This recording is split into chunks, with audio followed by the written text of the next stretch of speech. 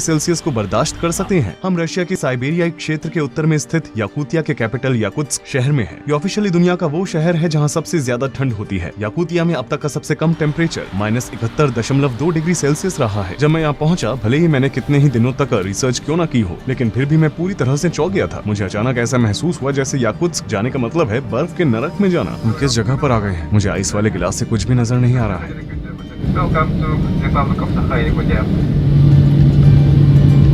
जैसे ही मैंने प्लेन से बाहर की ओर अपना पहला कदम उठाया, मुझे पता था कि मैं तैयार नहीं हूँ। मौसम 47 डिग्री। यहाँ की दुनिया उस दुनिया से बिल्कुल अलग है। हम अभी उतरे हैं और अब हम सभी अपने होटल जाएंगे। यहाँ पूरी तरह से एक अलग ही दुनिया है।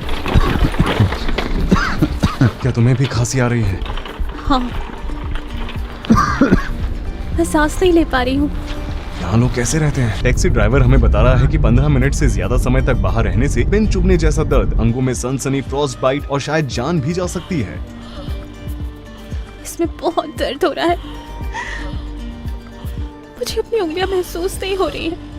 वो हमें वार्निंग दे रहा है। हम यहाँ 1 घंटा कैसे चलेंगे? लेकिन हम यहाँ कम से कम पहली रात को 2 मिनट तक तो देख ही सकते हैं। हम अभी होटल पहुँचे हैं। मुझे पता है कि आज हमारा यहाँ पर पहला दिन है, लेकिन हम अभी बाहर जाकर मौसम देखना चाहते हैं। हम इस शहर को लेकर काफी एक्साइटेड हैं। मैं तैयार हूँ। मैंने ऊपर ट्राउजर्स पहने हैं और उसके नीचे अंडर सूट्स पहने हैं। मैंने गूज डाउन जूते पहने हैं और उसके नीचे मैंने 3 मोजे पहने हैं। उसमें से एक मोजा बहुत ही मोटा है। मैंने 550 गूस फेदर से बना हुआ कोट पहना है। इसके अंत में मैंने ऊन के 2 टॉप पहने हुए हैं और उसके नीचे मैंने 2 स्वेटर और एक टी शर्ट पहनी हुई है। मैंने सिर पर एक टोपी पहनी हुई है और उसके ऊपर मैं ये पहन रही हूँ। मेरे कोट में भी एक हुड है। मेरे पास ग्लव्स हैं और अब मैं चलने के लिए तैयार हूँ। चलो बाहर चलते हैं। जैसे कि आप देख सकते हैं, पहला दरवाजा यहाँ पर है, फिर उसके पीछे दूसरा दरवाजा। इन्हें डायगोनल पोजीशंस में रखा गया है और यहाँ पर इस तरफ एक और दरवाजा है। इतने सारे दरवाजे होने की वजह यह है कि वे बाहर की ठंडी हवा को जितना हो सके उतना रोकने की कोशिश कर रहे हैं। जब भी हम हवा में सांस लेते हैं, हमें तुरंत खांसी आने लगती है, क्योंकि हमारे लंग्स को इसकी आदत नहीं। हम यहाँ सांस नहीं ले पा रहे हैं। जैसा कि आप देख सकते हैं कि सभी सीढ़ियों पर कारपेट बिछा हुआ है ताकि लोग सीढ़ियों से नीचे न गिरे। जमीन जमी हुई है और बहुत फिसलन भरी है। सभी बिल्डिंग्स के एंट्रेंस पर इस तरह के कारपेट बिछे हुए हैं। कभी कभी आप फुटपाथों पर भी कारपेट बिछे हुए देख सकते हैं। मुझे अभी से ठंड लग रही है। आपको शायद ये सुनकर दिलचस्प लग सकता है, यहाँ पर 3 लाख से भी ज्यादा लोग रहते हैं। देखो, वे सभी बर्फ से ढके हुए हैं।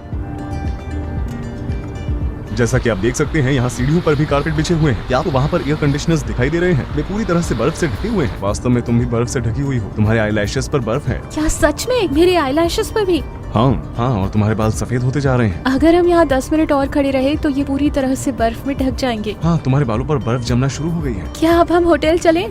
ठंड काफी बढ़ गई है। वैसे अभी हमें सिर्फ 3 मिनट ही हुए हैं और तुम पहले से ही बर्फ में जमी हुई लग रही हो। तो तब हमारे शरीर के साथ क्या होगा जब हम -50 डिग्री सेल्सियस में 1 घंटे के लिए बाहर निकलेंगे? चलिए दुनिया के सबसे ठंडे शहर को एक्सप्लोर करें।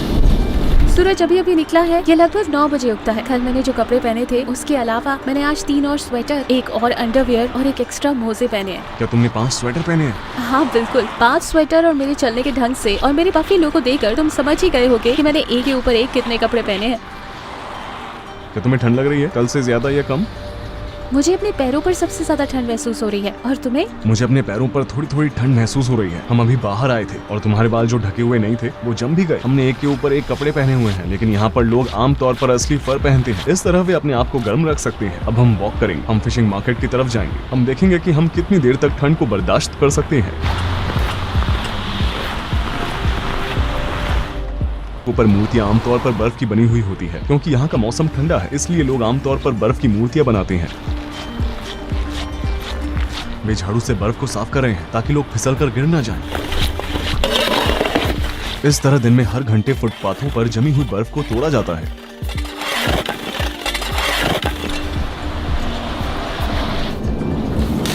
ये सुनने में अजीब लग सकता है, लेकिन भले ही याकुत्स्क रशिया में है, लेकिन फिर भी इसका टाइम जोन ठीक जापान जैसा है। यहाँ देख सकते हैं कि कार पर एक कवर लगा हुआ है। ये कार को गर्म रखा है। देखो, उन्होंने इस छेद से एग्जॉस्ट पाइप को निकाला हुआ है। अगर आप गौर से देखेंगे तो चालू कार में आपको कोई भी दिखाई नहीं देगा। कार में कोई भी नहीं है, लेकिन वो फिर भी चालू है। उसमें से धुआं निकल रहा है। ऐसा इसलिए है क्योंकि अगर कार 20 मिनट से ज्यादा देर रुकी रहती है तो इसका इंजन फ्रीज होने लगता है। फिर मौसम के गर्म होने तक इसका इस्तेमाल नहीं किया जा सकता है। ठंड के मौसम की बात करें तो आप शायद सोच रहे होंगे कि यहाँ लोग कैसे अपने आप को गर्म रखते हैं। पर हर मोहल्ले में नेचुरल गैस बर्निंग सेंटर्स हैं। जैसा कि आप यहाँ देख सकते हैं, बिल्डिंग्स में गर्म पानी पहुँचाया जाता है, इसलिए नेचुरल गैस के बिल उतने ज्यादा नहीं है जितना आप सोच रहे हैं। 4 लोगों के परिवार को बस $25 प्रति माह का भुगतान करना पड़ता है। इन पाइप्स को जमीन के ऊपर बनाने की वजह ये है कि अंडरग्राउंड पूरा बर्फ से जमा हुआ है। हमारे नीचे एक नदी है और वो पूरी तरह से जमी हुई है। इसकी सरफेस पर कई मीटर्स तक बर्फ जमी हुई है। ये स्कूल है, आप खिड़की से आने वाली रोशनी को देख सकते हैं। करंट टेम्परेचर -45 डिग्री सेल्सियस है और स्कूल अभी भी खुले हुए हैं। बच्चे स्कूल जा रहे हैं। यहाँ के स्कूल हमेशा तब तक खुले रहते हैं जब तक कि टेम्परेचर -50 डिग्री सेल्सियस के नीचे नहीं गिर जाता। वहाँ पर एक फिगर बना हुआ है। ये एक लड़का है जिसकी पीठ पर स्कूल का बैग टंगा हुआ है।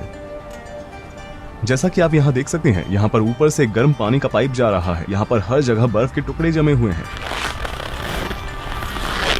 चलो तुम्हारे चेहरे पर एक नजर डालें, इसमें बर्फ जमने लगी है। सच में? हाँ, मुझे लगता है कि सड़क के आगे एक बैंक है। चलो वहाँ चलते हैं और थोड़ी देर आराम करते हैं।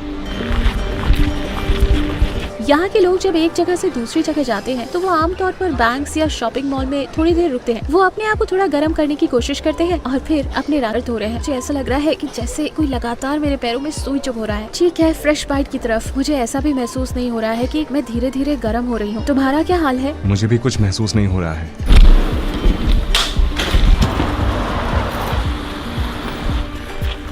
यहाँ से हम साफ साफ देख सकते हैं कि बिल्डिंग के बीच गर्म पानी कैसे ट्रांसफर किया जाता है। वो उस बिल्डिंग से निकलता है, इधर उधर जाता है और फिर यहाँ इस बिल्डिंग में जाता है। हम यहाँ पर अपने हर कदम पर ध्यान देते हैं। लोग यहाँ पर ट्रैफिक लाइट को लेकर काफी सतर्क रहते हैं, क्योंकि जरा सी लापरवाही का अंजाम बहुत बुरा हो सकता है। फॉग की वजह से मुझे अपने नाक के सिरे से आगे कुछ भी दिखाई नहीं दे रहा है। यहाँ पर एक बाजार है, क्या हम अंदर जाकर थोड़ा आराम करें? ठीक है।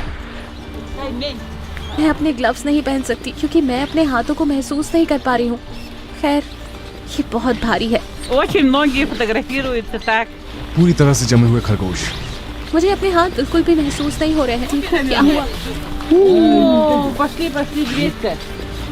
Шеемся тут.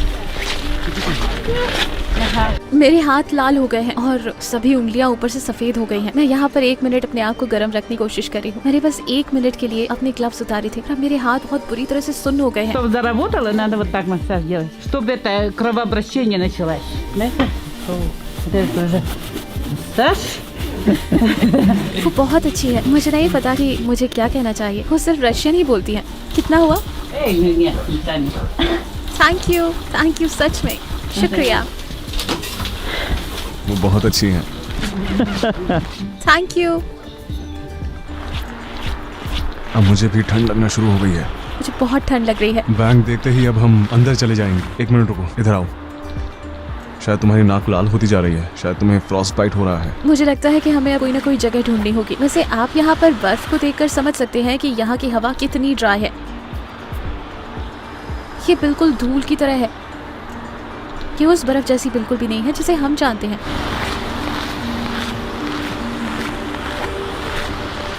उस बिल्डिंग में क्या है?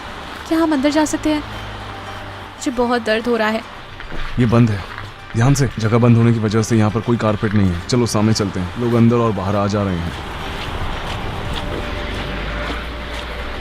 यहाँ पर एक हीटर है और अब मैं कुछ देर तक यही रहूंगी। मुझे बहुत दर्द हो रहा है। मैंने आज तक ऐसी ठंड कभी महसूस नहीं की। ऐसा लग रहा है जैसे कोई चीज मेरे पैरों और हाथों में चुभ रही हो। ऐसा लग रहा है कि जैसे मुझे हर समय कोई काट खा रहा है और मुझे नहीं लगता कि ये जल्द ही ठीक होने वाला है। हम 20 मिनट की दूरी तय करने के लिए पिछले 40 मिनट से चल रहे हैं और हम अब तक वहाँ पर नहीं पहुँचे। इसके अलावा हमें वीडियो भी शूट कर रहे हैं। ठंड की वजह से हमारी स्पीड और भी कम होती जा रही है, इसलिए हम बहुत थक चुके हैं। जैसे कि आप देख सकते हैं, यहाँ पर 3 दरवाजे हैं।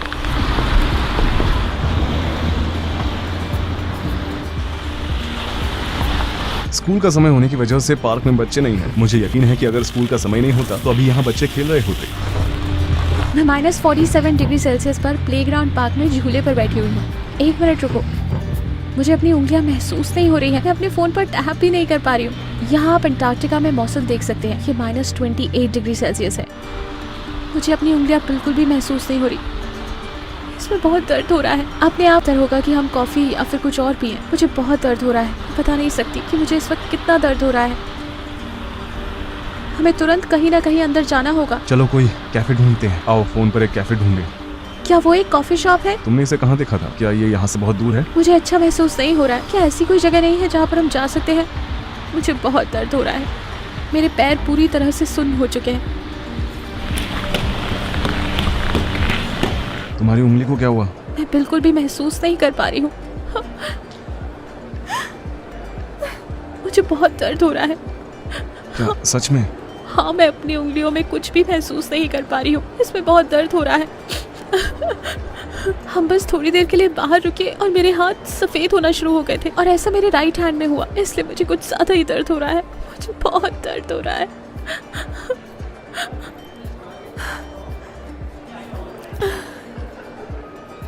बहुत दर्द हो रहा है।